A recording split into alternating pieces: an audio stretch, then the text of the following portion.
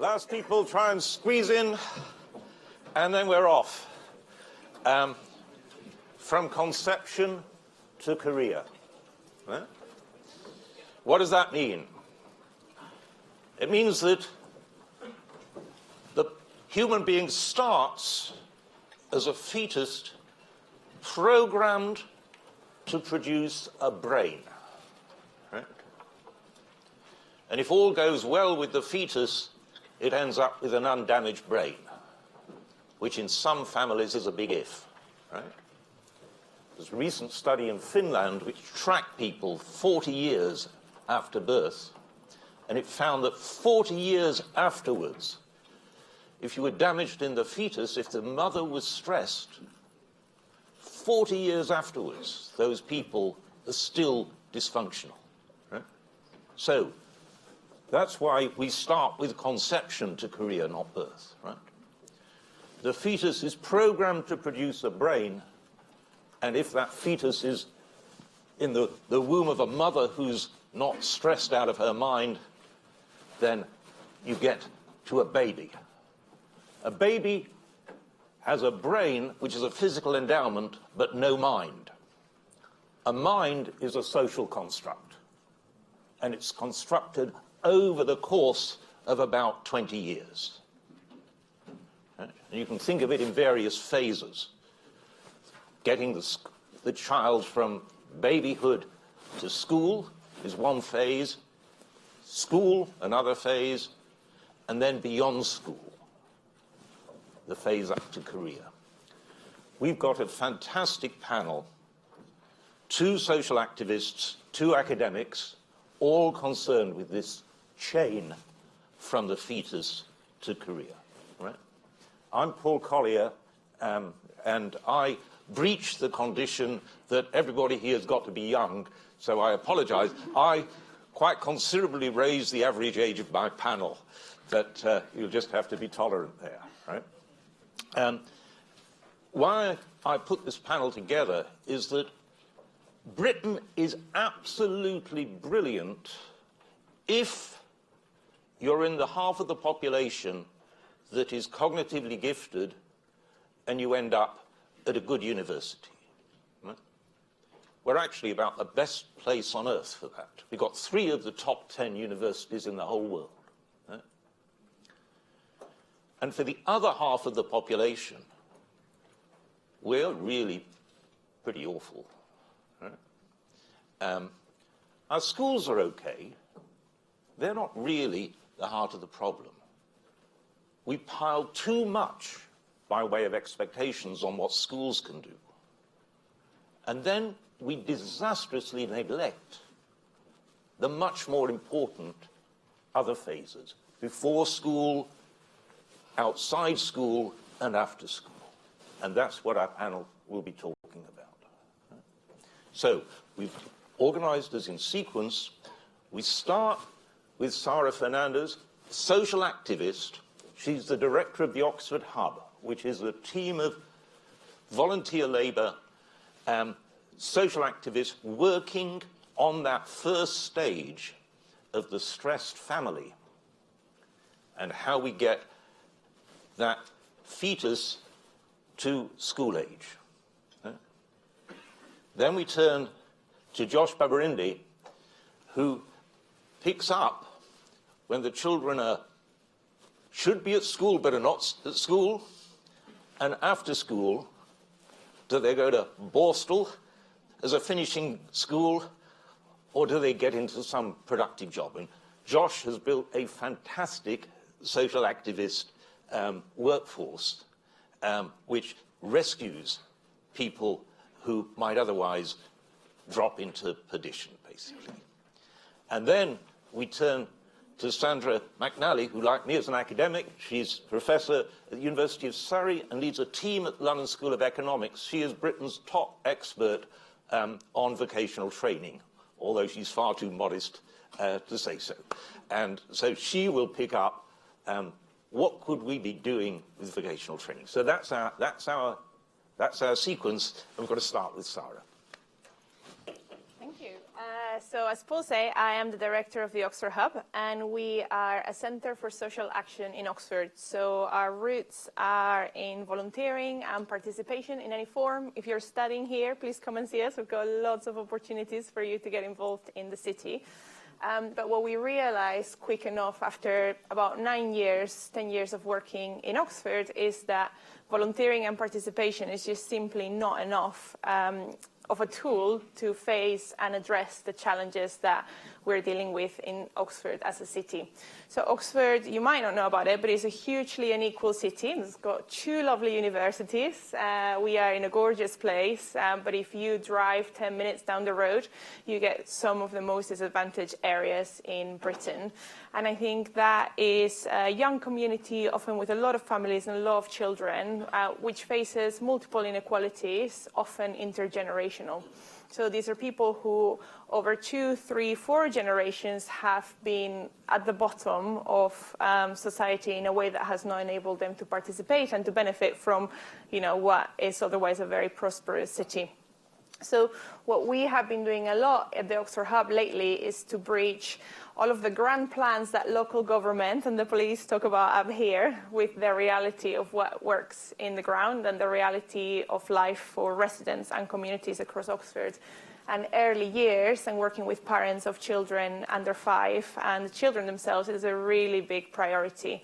We are in Oxford at the bottom of the social mobility table for early years. That means that if you're born in a family which is disadvantaged in Oxford, you really have very few opportunities later in life. So you're already starting from a place of disadvantage in Oxford City as soon as you're born into families, particularly in certain areas. So I'm going to start by setting the context a little bit about early years, because I appreciate many of you might not be very familiar with the importance of it or why it matters. And I'm going to talk a little bit about what we did in Oxford over the last 2 years in this area. And I'm going to talk about what we've learned from working particularly with mums. There are some dads, but it tends to be mums, and what is happening next. So if you think about early years, it's an area that hasn't had a lot of policy interest. So over the last 20 years, it has become more and more important. And partly it's because we have learned a lot more about what Paul was talking about. The brain in the early years and the experiences of children from conception to age 2 to age 5 are really, really important in setting children up for success or lack of success. So as we've learned more about the neurobiology of the brain, early years has become more important. The state has taken 2 approaches in the UK. One is working to effectively reduce the pressures that families face when they have children. So that is issues around encouraging new moms to get back to work, children tax credits, things that will make their income a little bit more stable or higher in the early years. And that is something that over the past 6-7 years has been decreasing and decreasing and decreasing. The parallel approach to reducing pressure has been to try to increase parental capability, so helping moms and dads to do their best for their children within the home environment, to really give them the responsibility and the capacity to do the best for their kids. And again, that is something that is maintained a little bit more, but over the last few years of austerity, that support has been reducing. So we come to 2017, and some of you might remember it was a very political issue around the closure of the children's centres. So over the last 20 years, more interest in early years, big Labour policy, set up Sure Start, which was a huge investment, very much ring-fenced to support in a universal way children and families in the first 5 years of their lives. And that got cut in 2017 at the national level, which meant that locally children's centres, which were serving families across the entire spectrum, were closed. And that was a huge moment for Oxford in terms of the tension and the opposition between residents and local government. Very much instigated by the middle-class parents who were also beneficiaries of those children's centers. But what happened in 2017 sort of has led us to where we are today, which is a context where early help is virtually non-existent. Families with very young children only have access to very targeted support, which then becomes very stigmatized support. If you are accessing support as a mom or as a dad of a child under 5, it is because you're failing at parenting. And I think that sets a lot of problematic dynamics when it comes to supporting children at the most important time of their lives. So this is what we're at. The local government in Oxford, working with the county council, which is another layer of local government here, commissioned us in 2017 to effectively sort out a response to the closure of the children's centers. And their original plan said, oh, Sarah, can you do some fundraising to find some more money to do the children's centers again? And I'm like, well, you've just cut quite a lot of millions, Even if you commission me to do a bit of fundraising, I'm not going to go and find the millions that we need to keep operating these children's centers, completely misguided. So we thought, let's get real and let's call it what it is. What is the community's response to supporting children and families in a context of austerity? And that is what we've been doing for the last 2 years. So I started very frankly without knowing anything about children under 5. I don't have children. I'm a foster carer, but I foster older kids. I've never had a thing for hanging out with babies. And the hub had never really done any work in early years, but we were seen as a Switzerland neutral partner that could have a discussion in what was a really fraught, really quite sad and angry space where parents were saying, you're taking a lifeline of support away from us. And local government were like, well, sorry, national government just is not giving us the money for this. So we did this work, and the approach that we took is called a social lab. It is an approach that comes from the book The Social Labs Revolution from Saeed Hassan, and it's focused on bringing people together with lots of different experience to figure out how can we together address the priority areas that matter the most. And I think that social aspect and that interdisciplinary aspect is really important. But I'd like to go back to that inside-outside conversation we were having just before the coffee break. Actually, we're talking about people with different amounts of power. We're not talking about, the NGO that works in early years and the health visitor or the midwife. We're talking about people like them who I would argue are very much on the inside, and the moms and the dads and the families who are facing all of these challenges and difficulties. And I think that is what I would call the outside, as we were talking about earlier. So we brought 35 people together with different amounts of power, and the premise is, here's £25,000. You can work together in any way that you think will work to address the challenge at hand, which is we need to support families and young children at a time that matters the most. Now, it's really interesting to run that sort of process because everyone is sitting there being like, we've just lost 4 million, lots of children's centers. What are we going to do with £25,000? Actually, we soon realized the money is not the barrier. So actually, if you come tomorrow and say, I've got 100 million to fix inequality in Oxford, I think very few people would actually know where to start and how to fix it like that. So the £25,000 was an enabler for people to come together and to have that discussion, an enabler for health visitors to have to meaningfully talk to the families that they are supporting on a day-to-day basis without the barrier between you and me. I am a professional, you are a beneficiary of my service. So I think what was most powerful of this process is to begin to unpick the dichotomy between people who are helpers and people who are helped. And in the process of that, how do you empower mums in the community and some dads to actually begin to help themselves? So I'm going to talk a little bit about In the Loop, which was one of the 5 teams that came together. And In the Loop came through the social lab with their £5,000 for their team and said, we're going to work on the basis of space, so Rose Hill and Littlemore, area of deprivation in Oxford, and we're going to make sure mums with children under 5 will have community-based support, because actually we don't have children's centers anymore. And it was mums completely self-organized who got other mums, out of their homes. And we found lots of things that health visitors and professionals were not aware of. So lots of mums from the Muslim community who had children with special needs, huge source of shame for them, who were not getting out of the house, but actually just needed to connect more into other sources of support and be told, you know what, come hang out, it's totally cool, regardless of who you are or what your kid is like. There is a community here for you. Completely people-powered, completely a source of peer support for each other. And I thought what struck me the most, it was the sense of agency and voice and power that women got out of that process.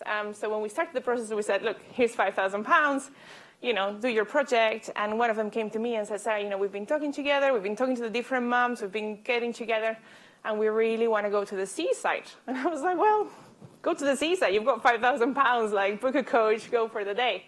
And they were like, oh, but really? It's like, yeah, the money is yours. And it's like that barrier of saying you've got the power and you have the agency to decide what's best for you. If I had woken up one morning and said I want to support mums in the local area of deprivation in Oxford, I would have never thought, you know, let's go to the seaside. So I think for me it became really important to say, how can we give more voice, more agency? And the sad thing for me, and the question that I think we need to be asking ourselves is, how can we systematically build this social fabric for families to be connected to each other and to be part of the solution to help themselves, particularly when actually realistically and pragmatically we cannot hope for a huge investment in early years anytime soon. So my sense is that when it comes to early years, super important, we sort of all intuitively know it. Politically, there is no grand plan. You know, if you look at other places in Europe, you have really good, really high quality early childcare. Again, not stigmatized.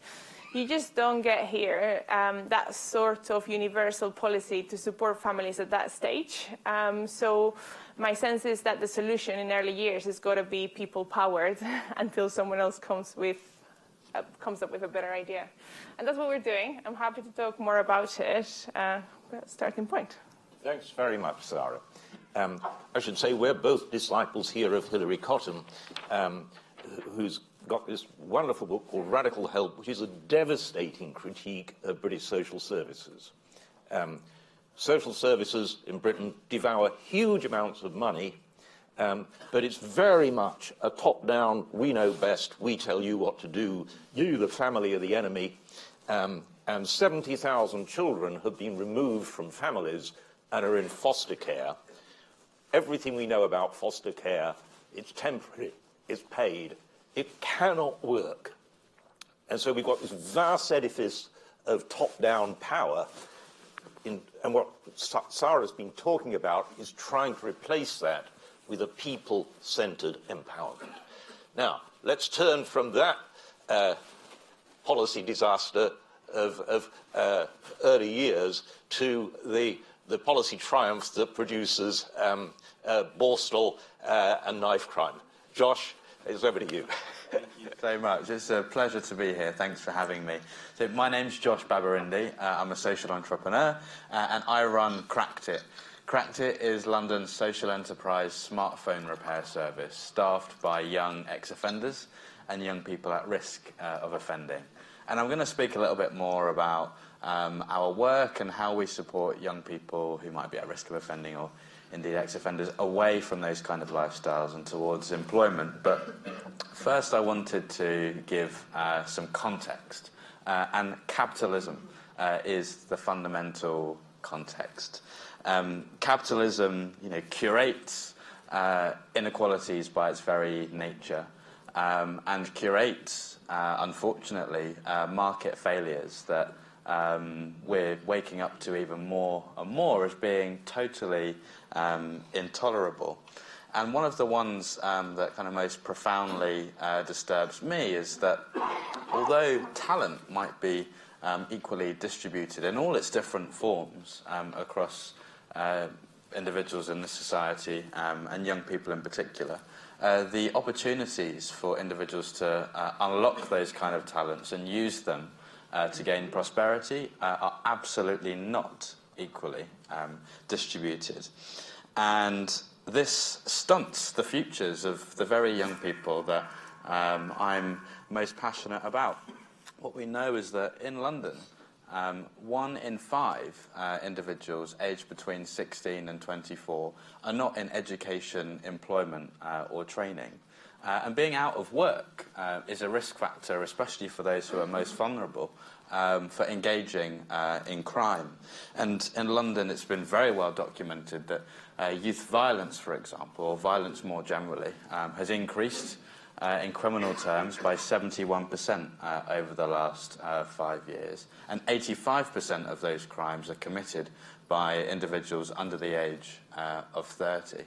And the most concerning element of that is that if you're involved in that violent crime, you're actually 4 times more likely than someone who isn't to be a victim of it, to lose your life full stop, or lose kind of essential human functions and capabilities as a result of being caught up in that. And what we know, and kind of a really disturbing point around this unequal distribution of opportunity, particularly employment opportunities, is that if more ex-offenders were in work, we know we would be able to most likely reduce the propensity they have to re-offend. An individual who has offended before who's in work is between 30 and 50% less likely to re-offend than someone who isn't in employment. And capitalism has produced this. And capitalism's come under siege. Look at the likes of AOC, and in the kind of climate space, particularly Greta Thunberg. And capitalism has kind of got one last shot, I think, to prove that it can produce a society, potentially, that doesn't necessarily have to curate the kinds of inequalities that I've just discussed here. And typically, and as Sara kind of touched on, we've relied on the state to correct these market failures. But what the last few years has taught us is that capitalism can be exploited by people of all kinds of political colour. But there's one political colour that I'm particularly disappointed in. So thank goodness for this election, we can kick the idiots out. But one of the things that this highlights is that we can't rely on an overly politicised state to resolve some of the market failures that cause the issues that we've experienced, and that we can see taking place.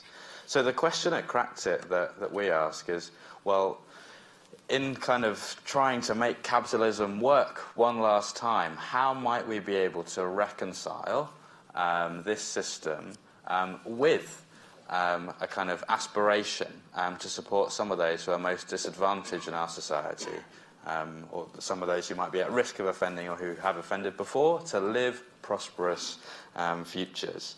And Cracked It is a response to that. So I'm going to describe how we work, so that you've got the bread and butter, and then I'm going to pick out a handful of components where we're trying to radically harness capitalism's opportunities for the benefit of these individuals, and see if it can work before we rip the whole thing up, and before AOCs are elected in every legislature as a majority everywhere across the world.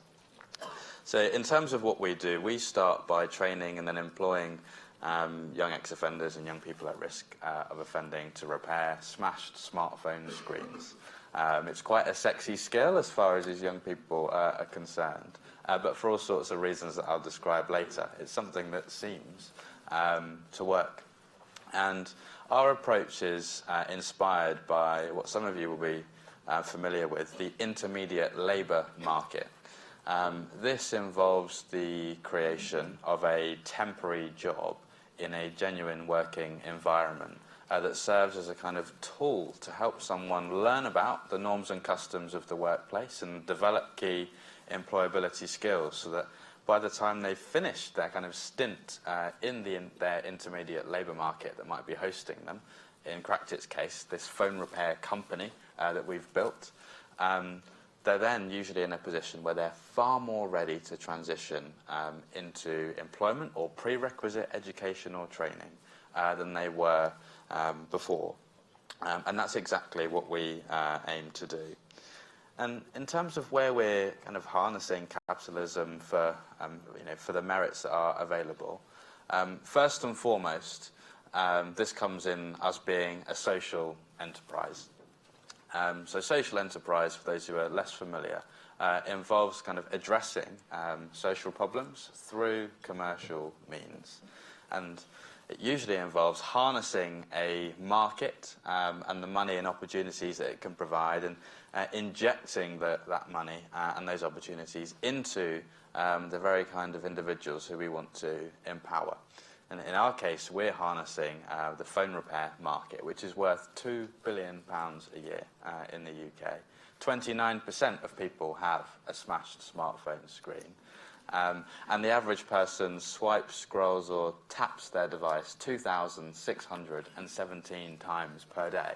So if your phone is smashed and you have your life on it, your life is hugely inconvenienced by having this problem. But what we also know, as another market insight, is that 76% of people who have a smashed smartphone screen don't repair it within 6 months or at all, because the existing options on the market are too inconvenient. You typically have to send your device away, or you've got to travel to the high street, both of which people don't really want to do. And this explains why 9% of people who have a smashed smartphone screen continue to use their phone, even if they've cut their finger on the broken glass. So, what we've done is, rather than setting up another phone repair shop that sits on the high street and complacently waits for people to attend, we run pop-up repair clinics in large workplaces across London, like the US Embassy, the Ministry of Justice, Deutsche Bank's headquarters in London, Barclays headquarters. There are many more. And we set up in a foyer or a lobby or a cafeteria, putting our young ex-offender technicians like front and centre of those organisations. And individuals, the 29%, can come down and get their phone repaired without leaving their building, and in some cases without even leaving their desks, if they're lucky enough to have a secretary or a PA who might pop down and take their phone for repair with them. So here we are finding an alternative form of finance, relying less on the government and instead on people's clumsiness or misfortune when it comes to the handling of their smartphone devices. And for us, in light of the kind of political situation that I mentioned earlier and the prospects of things like that happening again in the future, this is a sustainable and more comfortable solution. So that's number one. Social enterprise is a means of making capitalism work for these young people. Secondly, there's a horrifying kind of widening of this gap between what I know Paul described as the metropolis and the broken city. Kind of the margins where people are pushed out to, and the core where the wealth tends to be. And what's been particularly exciting in our case is that you would often find the young people who go to disadvantaged schools in deprived areas or whatever being hosted for open days and insight days in large skyscraper workplaces in London. And the aim is, very well intentioned. It's to help these young people realise that they can gain employment in those kind of places. Perversely, though, what tends to happen is the kinds of young people that I work with go in and think, wow, okay, this is definitely not me. I don't see myself here, and it makes them retreat to the margins even more. It's a very one-sided kind of relationship. In Crackit's case, though, what we do is, by taking our young people into those very organisations, we level the playing field, or indeed put our young people in a situation where they have the advantage. They have the skills that are demanded by that 29% of individuals in that workplace to get their lives back via fixing their phones. And the look on some of our customers' faces when they come with a phone that might be wrapped up round and round and round in cling film to hold all of that glass in, plasters on their hands from cutting their fingers on the glass, to go from that to a phone that's freshly fixed in 30 to 60 minutes and undertaken by one of our young people, the charm and kind of relief on their face when that happens is quite extraordinary for our young people to see and to benefit from, and extraordinary for me as a practitioner to watch happen. And so in that respect, we're helping our young people to more sustainably engage away from the broken city and towards the metropolis, and help to wed those two together in a far more positive way. The key way that happens kind of in more illegitimate senses is the likes of, naming no names, but the likes of corporate workers finding cocaine and it being some of our young people who would turn up to deliver it to them. And thirdly, a really important kind of way in which we harness capitalism, and this is a kind of wider aim for the future, is by working with the employer as part of a cross-society partnership to engage our young people away from crime and towards employment. What we know is that 60% of employers automatically discount ex-offenders from their hiring processes if they've ticked the box on their application form. So many workplaces are shut out to the kinds of young people that we employ who have a fantastic array of skills. And the extraordinary thing that's happening with our young people at Cractit is we've been able to convince the likes of the US Embassy, Trump's embassy, to let these ex-offenders onto his soil to fix their phones there. And this is often the closest, actually, that ex-offenders get to any kind of employment or engagement in those workplaces. And what our aim to do kind of more of in the future is to really harness that kind of impact that we're having, be more intentional about the fact that our phone repair services actually serve as a showcase for the valuable role that ex-offenders can play in a workplace, and work with those workplaces to remove some of those biases, prejudices, or HR bureaucracies that hinder the kinds of young people that we work with from sustainably entering and staying in those workplaces.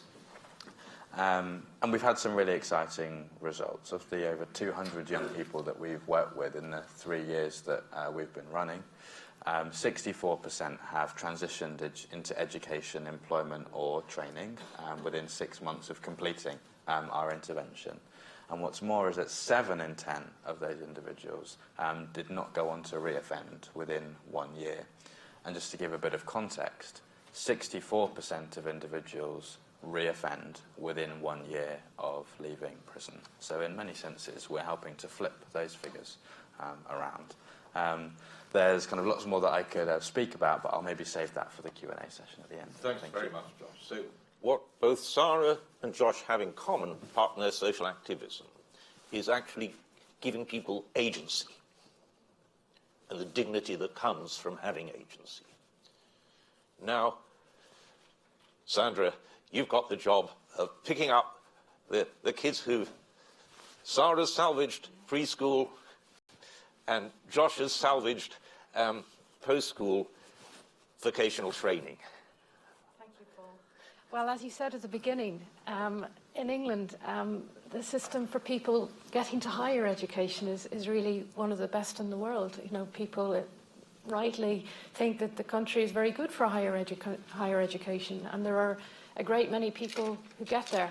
The problem is that most people don't get there. It's over half of people today will not go to university, and many of those people never advance beyond upper secondary education.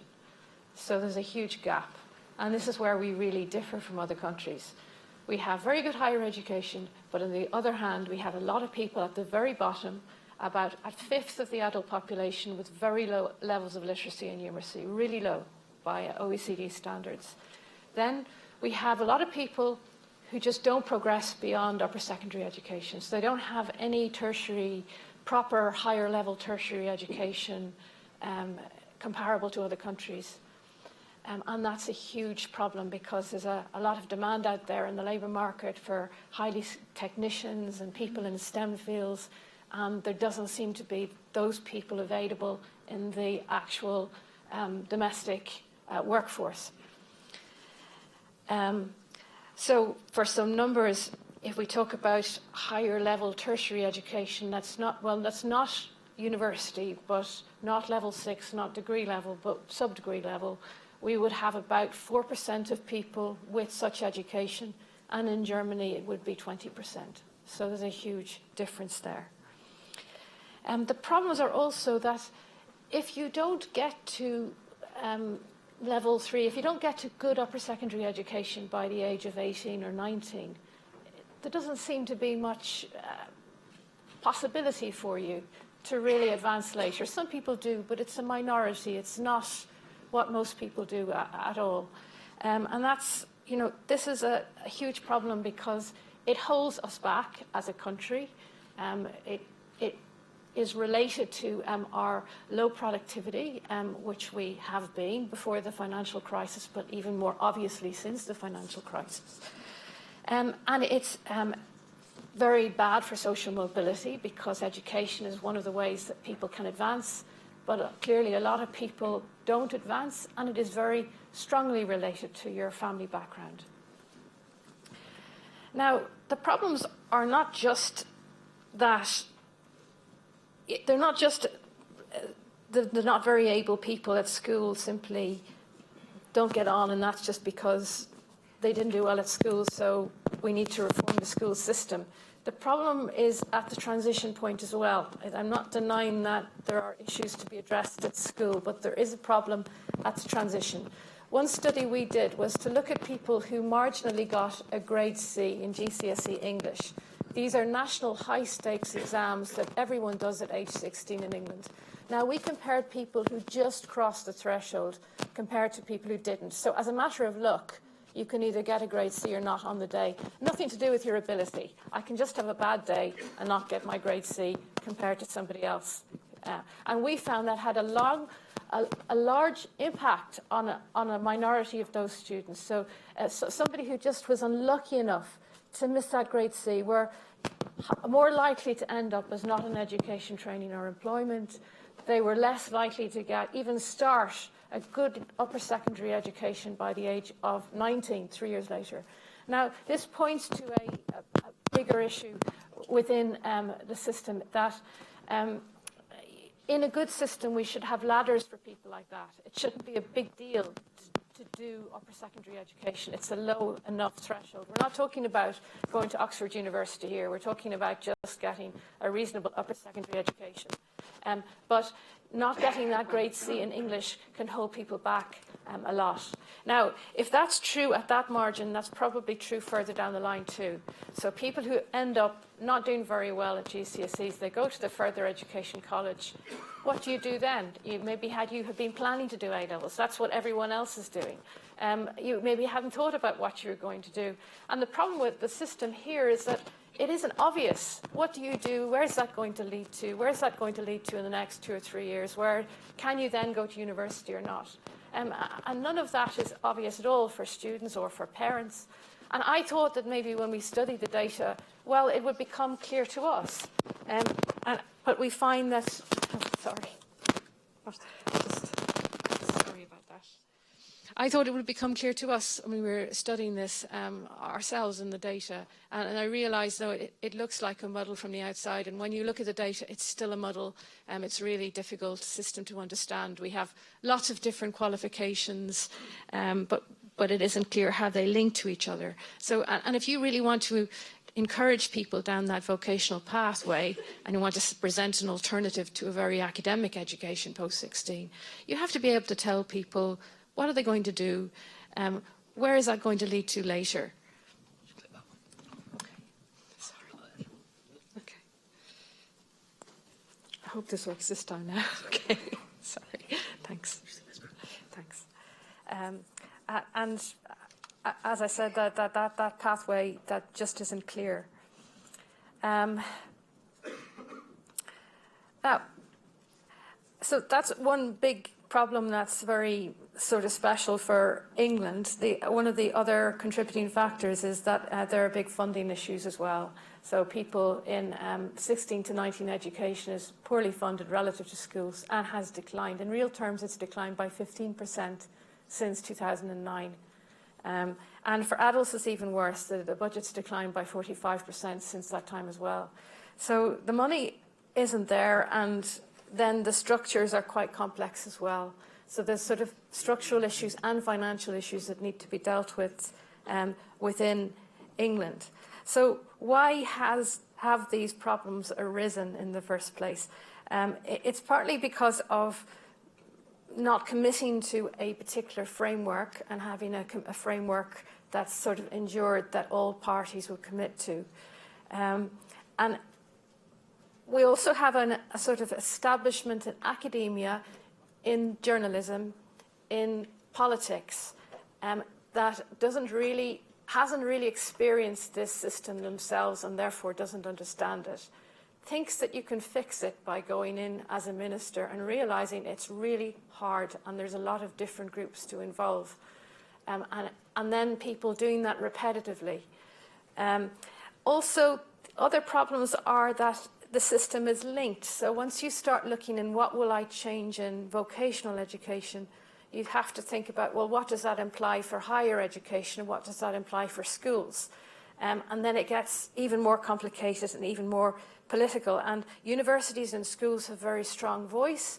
The bit in the middle, the 16 to 19 years education, adult education, has a weaker voice, even though it's very important for the whole economy that it goes well. Those actors involved in those particular sectors don't really have a strong political voice. So there are all of those issues. It is getting a lot of more attention than it did in the past, which is a good thing. There was a very good review that was commissioned by the government called the Auger Review. And if you haven't read that, that's a very, very good assessment of where we are. And it really tries to help understand what is a really complicated system and makes it a bit easier to see what the problems are and what are different factors that might contribute to the solution, because there isn't a silver bullet. You have to approach it in different ways. There are some challenges for broader questions for where do we want to be that would not only be true within this country, but I think would be true in other countries as well, even with much better systems, which is, what do we do in the face of likely technological change and labour market change? What does that mean for vocational training, which you think of in terms of being specific and general education being general? The thing is, vocational education doesn't actually need to mean something very narrow. It's more practical, it's more hands-on than what's academic education, but it doesn't have to be narrow. You can have lots of general training within vocational training. So if you talk about vocational education in places like Switzerland and Germany, what it actually means is something more substantive than what the same thing means here. And I think that's one of the reasons why it doesn't have as much respect here. Some of it people attribute to snobbery, and no doubt that's true, but there's also a part that's actually fundamental. Well, actually, we need to make sure that there's really a lot of content in our vocational education that we really can say it is comparable to the best systems in Europe, and try to address what's clearly not best practice.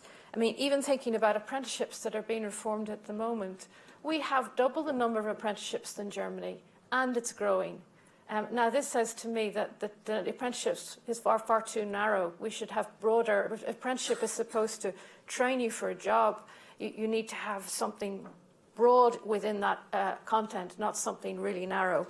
And that isn't really being addressed at the moment in policy.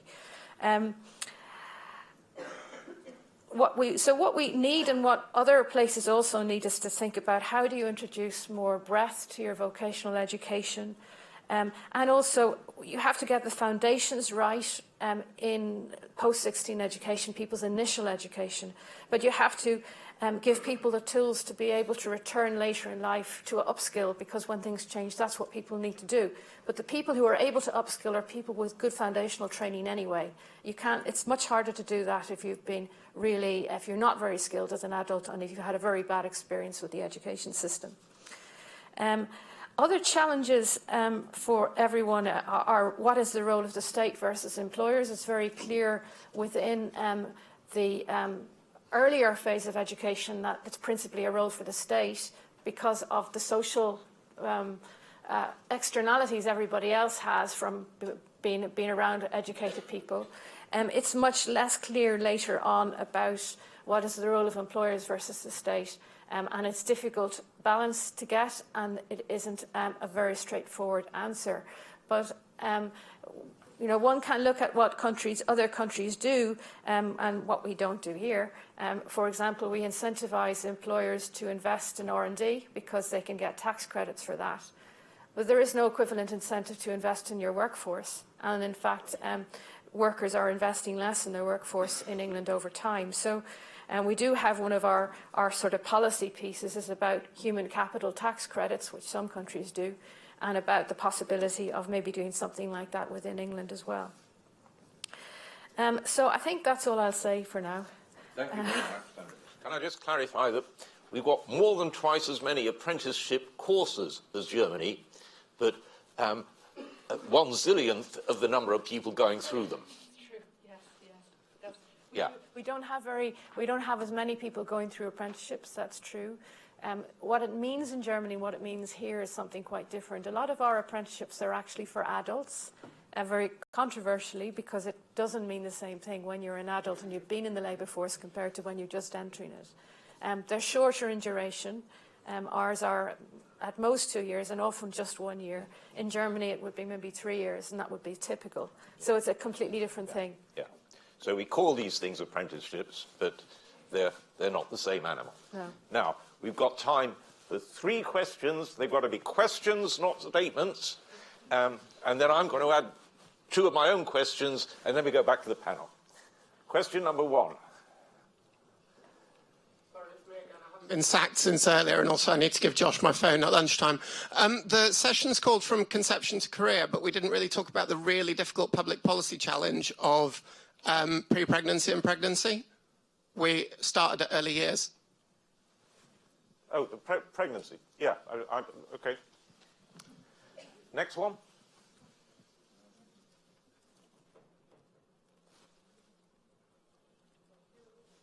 Yep.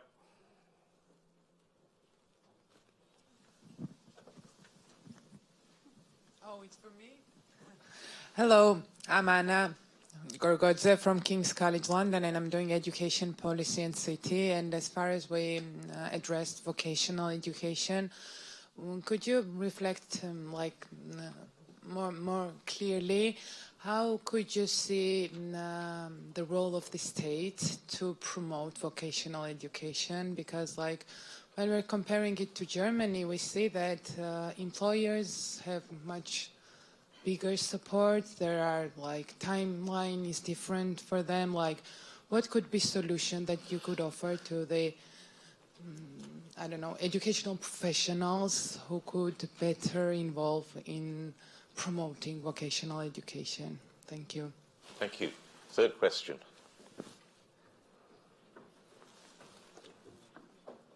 Thank you. Thank you very much. Ricardo Carioni, Deputy Ambassador of Nicaragua to the UK, to Ireland, and to Iceland. So bringing a little bit of the perspective from a developing nation, an emerging economy of the sorts, and thinking of the previous panel, we're talking about the divide, the us, the them, the new generations and the older generations, government, us versus the public. I wonder if there's an opportunity here, and would love to hear your thoughts on that, where we have technology and where we have vocational programs in particular, so that practical education that we governments can help incentivize. Could we find an opportunity to get the input from the younger generations? So some things I do wonder when I see the list of programs we put up in Nicaragua, whether these are the programs that my peers or younger people want to be doing. And I question that a lot. So we'd love to hear your thoughts in your experience of the different areas that you work in. Are we choosing the right courses? How can we engage more? How can we break the barrier, the us versus the them? Is this an opportunity to break that division between government and people? Thank you. And 2 questions from me. One is about early years, and it seems to me the simplest thing for a country like Britain to do, which is so brilliant at one thing, universities, and so awful at this other stuff, is to learn from others. We can learn from others, dare I say it, in Europe. And if we look at preschool, seems to me the outstanding case in Europe is probably France, where they didn't mess about with Sure Start, they just do École Maternelle. My eldest went to École Maternelle for 2.5 years. It was the poorest town in France, but it was a brilliant education. My kid got socialized. By the age of 5, he knew how to sit at a table with others, eat without throwing the food, behave properly, and was ready to learn.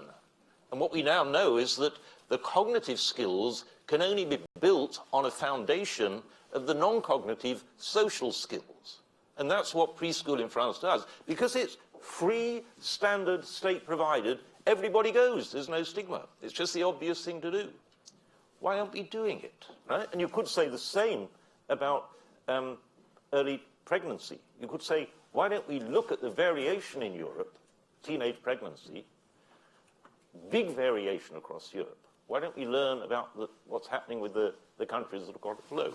And then the same question, really, at the other vocational training end, seems to me that the best in Europe is probably Switzerland. And is it replicable? Can we learn from what Switzerland does with these 3-4-year formal courses, very prestigious, half the money coming from firms who put so much skin in the game that they make damn sure that people come out highly productive? Could we just learn from what others are doing? I think you don't have to answer my questions. You can answer any of the questions. Can I look at the first question first? I think what's really interesting is to understand, for the context of pre-birth and the first few years, is that there is a lack of overarching involvement or policy that gives everyone the same experience. So when you are in a society that is as unequal and stratified on the basis of class as Britain, your experience really depends on your postcode and your social network. So for those of you who are British, you might know about NCT, and NCT is a pre-birth course that middle-class parents do before they have a baby, and it costs about £300, and it is the way to build a peer support and a social network that will enable you to have that support as your children are born and after they're born, and is seen widely as a way to make friends and find that support. You do not get that unless you're a middle-class parent who is valuing that and has the disposable income to spend £300. And so the lack of overarching state plan around these issues means that your social background will determine the chances of your child and your experience of having a baby and having a toddler. And it's exactly the same with preschool. So actually, Britain overall has a fairly high quality of preschool provision, but it's not accessible to everyone. Childcare is really expensive. The cost of childcare is prohibitive for lots of families.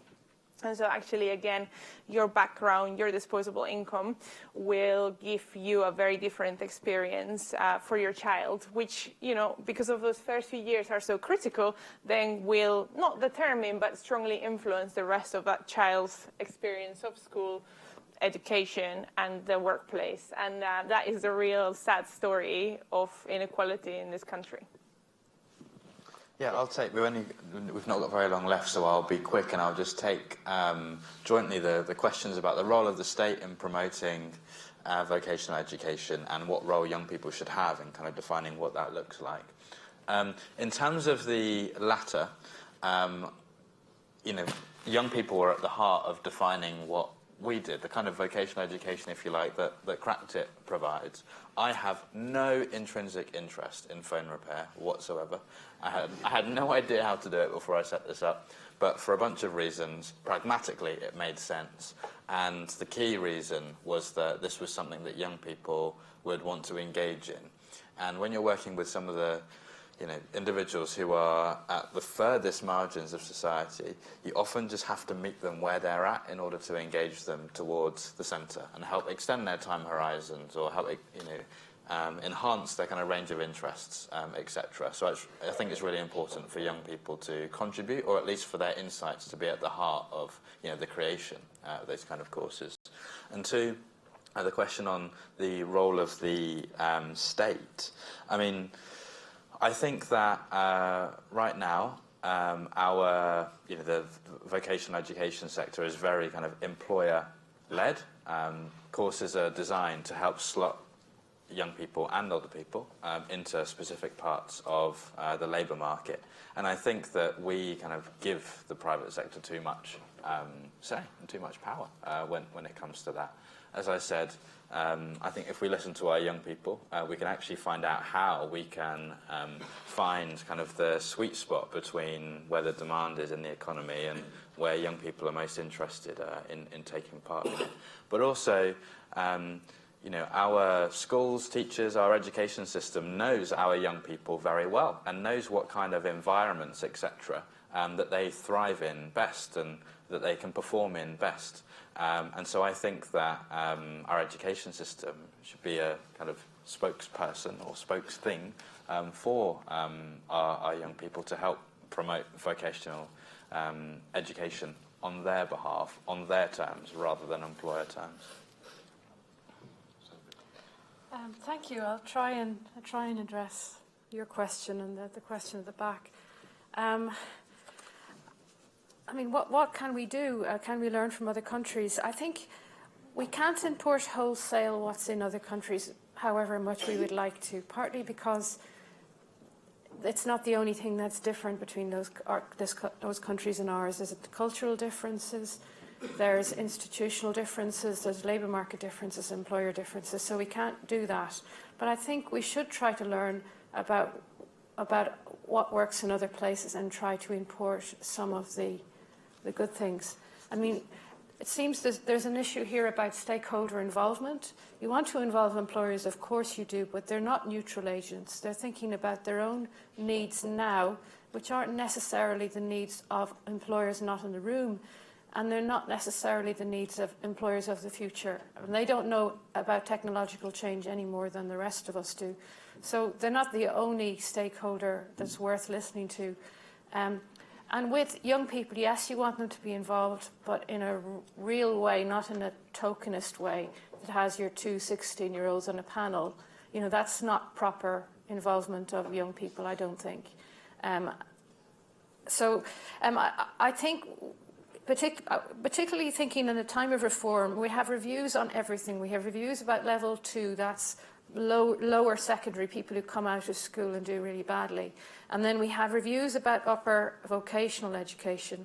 Then there's a whole lot of stuff that's not under review, but that is very much impacted by all of this.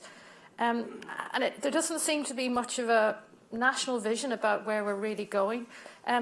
What I would, if I could have my wish, I would like to have us to see more of a cross-party, cross-political party strategy of really trying to engage properly with the issues and being outward-looking, looking to see what seems to work well elsewhere.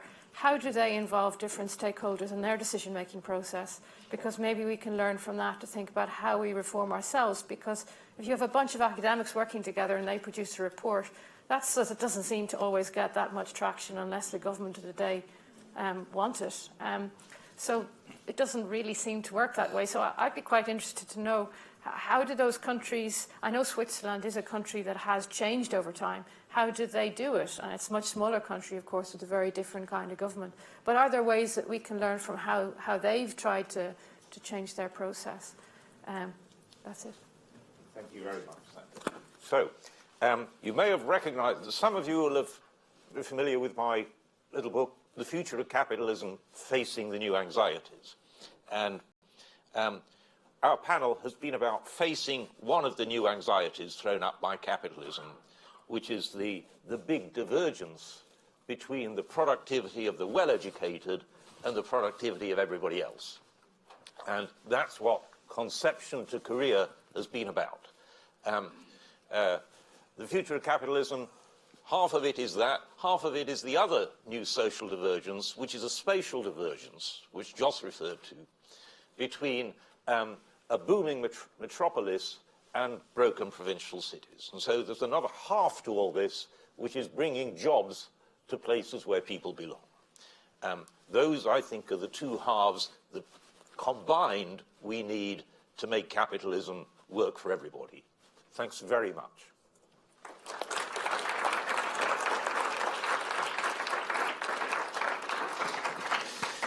Thank you, Paul, and thank you to our wonderful panel for that insightful discussion. So now we are ready for lunch. Before we go, let me just say a few quick words about our next steps. So as I mentioned before, unfortunately, Mayor Pete Buttigieg is not able to provide us with video today. He's preparing for an important event in Iowa, of all places. There's a small job application process going on that you might have heard about, which he's busy with. But he did send us a few words, so I just wanted to share a few lines with you from that. He says, "Good morning and hello to everyone at the Blavatnik School. I trust that you are at the start of what will be a great couple of days together. I wish I could be there to enjoy it with you. I remember Pembroke fondly. He was an alumnus of Pembroke College.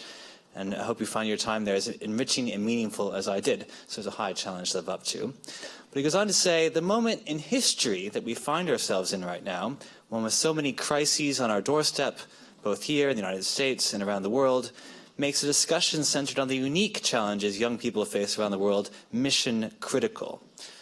The new generations that come after will be the ones tasked with picking up the pieces and charting a new, bold path forward. We have no choice." So there's some food for thought as we now transition to some food for your body over lunch. Final thought, though, we'll be back here at 2 o'clock with a panel on technology. If you're stepping out at any point over lunch or afterward, please do have a look at those evaluation forms that we mentioned before in your pack. We really would love to hear your feedback on this session. And if you want even more content about the Blavatnik School and some of the research going on here, you may pick up a copy of two great publications, one our annual review and the other the 4th edition of the Oxford Government Review, which has some really interesting ideas on these themes. Let's end by thanking this great panel one more time. Thanks all.